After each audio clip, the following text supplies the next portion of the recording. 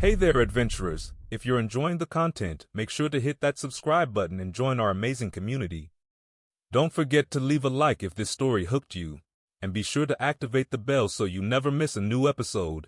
Thanks for watching, and let's keep exploring together. Chapter 2: The Invasion. When humanity was first invited to join the Galactic Council, the celebrations on Earth were unlike anything seen before. For the first time, they had been recognized by the ancient civilizations of the galaxy, and there was a widespread belief that this would bring peace and prosperity to the human race. Parades filled the streets, leaders gave speeches about unity and cooperation, and the stars seemed closer than ever. The optimism was palpable. To many, it felt like the dawn of a new era, one where humanity would no longer be confined to its corner of the galaxy, but would take its rightful place among the stars. But that hope, so carefully nurtured, was soon to be crushed. The truth was far harsher than anyone had expected. When humanity's diplomatic envoys arrived at the council, they were not met with open arms. Instead of the camaraderie they had imagined, they were greeted with cold stares and condescending remarks. The elder races, many of whom had existed for thousands of years, saw humans as little more than children, an infant race whose only value was their position on the galactic map. In hushed conversations behind closed doors, the other species spoke of humanity as an upstart civilization, useful for its resources, but not worthy of true partnership. Diplomats from Earth, who had prepared for years for this moment, found themselves patronized and dismissed. There was no alliance, no cooperation. Humanity had not entered the council as an equal, they had entered as prey. The Khardaani, rulers of the galaxy's darker regions, were the most ruthless of all. For them, the council was not a forum for diplomacy, but a system to manipulate. For eons, they had dominated with their military might and their brutal efficiency. No species dared to oppose them, and their influence had grown unchecked. When they looked at humanity, they saw not a potential ally, but a fresh source of wealth and territory. "They thought us simple," Reynolds had said once, his voice heavy with the bitterness of experience. "They thought us easy to break, but they didn't understand what had made us strong." The Khardaani knew little of humanity's past, the wars, the revolutions, the struggles for survival that had hardened them. For the insectoid race, the humans were a new species to be harvested, and their first target was the jewel of human colonization efforts, Mars. Under the command of the feared Queen Generals Cathra, the Khardaani launched their first strike. It came without warning, swift and brutal. One moment, Mars was a thriving colony, its domed cities filled with life and innovation. The next, its skies were darkened by the arrival of the Khardaani warships. In a matter of hours, the colony was reduced to ruins. The Khardaani did not give demands or offer terms. They came with the sole purpose of destruction. Plasma cannons turned the once proud cities to ash. Their bioorganic weapons unleashed toxins that rendered the air poisonous, choking any who sought refuge underground. The streets of Olympus Mons, once bustling with trade and activity, were littered with the dead. Vias Marineris, where generations of human colonists had carved out a new world, crumbled under the relentless barrage. Millions died in a matter of days. The evacuation efforts, though valiant, were overwhelmed by the sheer scale of the assault. Those who tried to escape to the spaceports found themselves caught in the crossfire, or worse, hunted down by Khardaani drones. It was not just a military defeat, it was a massacre. Mars, the beacon of humanity's hope in the stars, was no more. As Mars fell, the Khardaani launched simultaneous strikes on the lunar colonies, key outposts that supplied Earth with vital resources. These too were crushed under the weight of the Khardaani onslaught. Outposts that had stood for decades, symbols of humanity's expansion, were obliterated in a matter of hours. From Earth, the people could only watch in horror. The news spread like wildfire across the planet. First Mars, then the Moon. The Khardaani were coming, and the solar system was burning.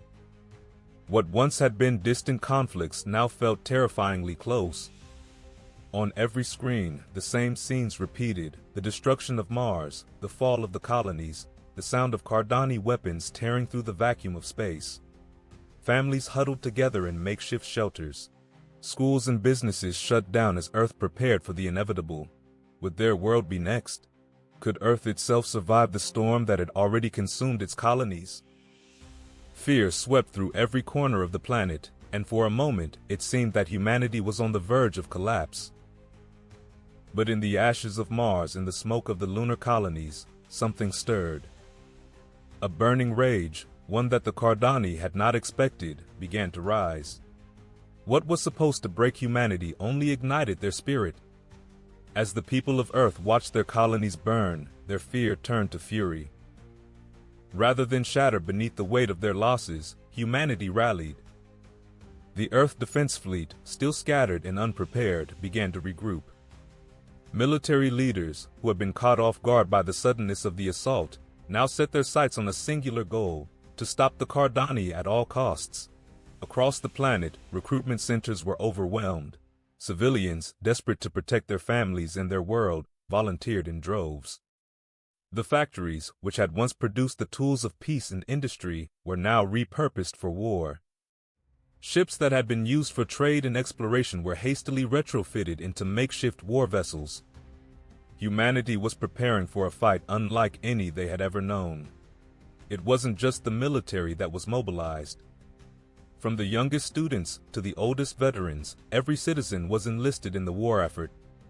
Supplies were gathered, shelters were prepared, and defenses were constructed. Old rivalries between nations were set aside in the face of the greater threat. For the first time in centuries, Earth was united under a single purpose: survival. In the depths of space, Queen Generals Cathra watched the destruction of humanity's colonies with cold satisfaction. From her command ship, she observed the battle unfolding, a predator toying with her prey. For her, this was not just a victory, it was a statement.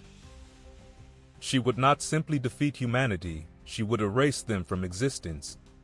And as their cities crumbled and their people died, she sent a message to Earth: "You are dust beneath our feet. You will be swept aside, and no one will remember your name."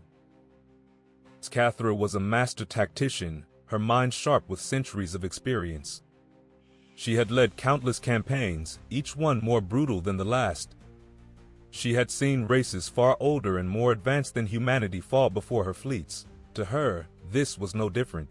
The humans would break, and their world would fall like all the others. But there was one thing Cathra hadn't counted on: humanity's defiance. While the Khardaani's war machine tore through the solar system, the other members of the Galactic Council watched in silence.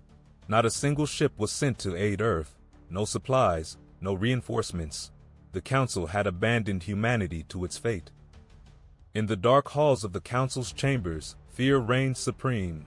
No one dared to speak out against the Khardaani. They had all seen what happened to those who defied the insectoid empire. They hoped, in their cowardice, that the Khardaani would be satisfied with humanity's destruction and would not turn their gaze upon their worlds. It was a betrayal that cut deeper than any weapon. The very council that humanity had celebrated joining had now turned its back in their darkest hour. "They gave us to the wolves," Reynolds had said, and they hoped the wolves would be satisfied. But the wolves would not find Earth so easy to consume. From the wreckage of the colonies, humanity began to rise. The survivors of Mars, the soldiers and engineers who had escaped the destruction, became the core of humanity's last stand. They had seen the devastation firsthand, and now they were determined to stop it from reaching Earth. Earth's hastily assembled defense fleet was joined by whatever ships could still fly. Civilians, traders, even old cargo vessels were repurposed, armed with whatever weapons they could muster. The solar system, their last refuge, would be turned into a fortress. Earth's leaders, standing before their people for what might be the last time, delivered a message that echoed across the planet: "We will not surrender. This is not the end of us. This is only the beginning. The Khardaani have made a fatal mistake. Now, we fight for everything." And with that, humanity prepared for war.